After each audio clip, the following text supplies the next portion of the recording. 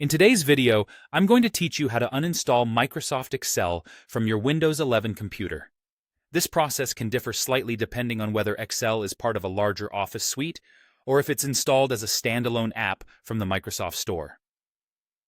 Regardless of your situation, I've got you covered with a straightforward guide that will walk you through the necessary steps. Let's dive right in.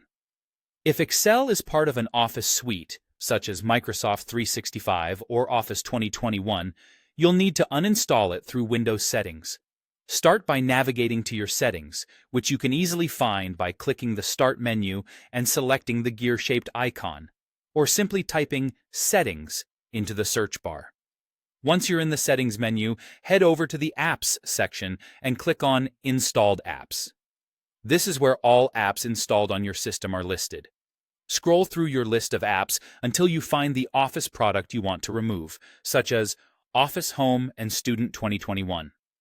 Once located, you'll notice a three-dot menu to the right of the app entry. Click on this menu and you'll see an Uninstall option. Select Uninstall and simply follow the on-screen prompts to complete the removal process. The system will guide you through each step, ensuring that all components related to Office, including Excel, are removed from your computer. Alternatively, if you're more accustomed to older versions of Windows or prefer using the control panel, this next method might be more familiar. Start by opening the control panel. You can do this by typing Control Panel into your search bar next to the Start menu. Once opened, go to the Programs section and then click on Programs and Features. Here, you'll find a list similar to the one in your settings, but presented through the traditional control panel interface.